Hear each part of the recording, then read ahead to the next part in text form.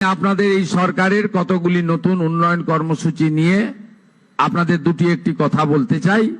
আগামী সোমবার থেকে সমস্ত সরকারি বাসে আমাদের মহিলাদের তাদেরকে সেটা চালু হচ্ছে। এই সুযোগ ডব্লিউবিটিসি, এসবিএসটিসি, এনবিএসটিসি তে পাবেন। এবং আগামী বুধবার আমরা ইতিমধ্যে অন্নপূর্ণা যোজনা, যে অন্নপূর্ণা নাম নথিভুক্তকরণ শুরু করেছি, তার প্রথম পর্যায়ে আমরা ৩,০০০ টাকা করে টাকা ট্রান্সফার করব আগামী বুধবার দিন। আপনারা কেউ বিচলিত হবেন না। প্রত্যেকের বাড়িতে যারা ফর্ম ফিল আপ করতে পারবেন না তাদের প্রত্যেকের বাড়িতে আমাদের পক্ষ থেকে লোকেরা যাবে। আমাদের লোকেরা গিয়ে আপনাদের ফর্ম ফিল আপ করে আনবে। এতটুকু বিচলিত হবেন না, বিভ্রান্ত হবেন না, গুজবে কান দেবেন না। কারণ আমরা চাই প্রকৃত প্রাপকদের হাতে এই অর্থ পৌঁছাক।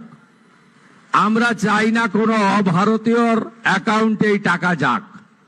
আমরা চাই না যে পুরুষদের অ্যাকাউন্টে মহিলাদের এই কর্মসূচির টাকা যাক।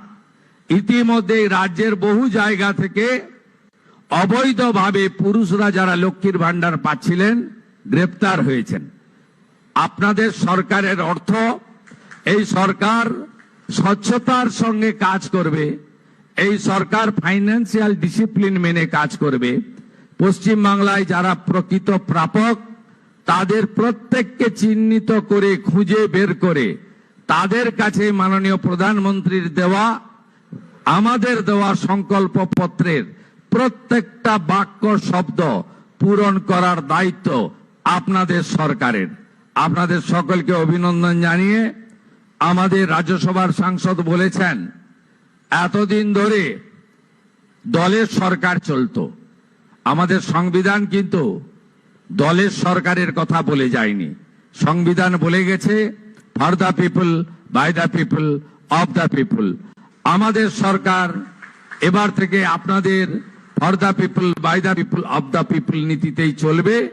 আর মুখ্যমন্ত্রীকে বল বন্ধ হয়ে যাচ্ছে, আমরা নাম্বার দিয়ে দেব, সেখানে আপনার সরকারকে বলো বা আপনার সরকার আপনার পাশে, এই নামেই আপনারা ফোন করে আপনাদের যা প্রয়োজন, যা অভিযোগ জানাবেন, আমরা আপনাদের সঙ্গে কাজ করব। আগামী 22 তারিখ আমাদের রাজ্য বাজেট হবে। এই বাজেটে পশ্চিমবঙ্গের মানুষের যে প্রত্যাশা আছে আমাদেরকে কেন্দ্র করে, সেই প্রত্যাশাও আমরা পূরণ করার চেষ্টা করব।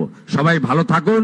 ভারত মাতাকে প্রণাম জানিয়ে ঋষি বঙ্কিমচন্দ্রের বন্দে মাতরম মন্ত্রের মধ্য দিয়ে আমার বক্তব্য শেষ করলাম। নমস্কার।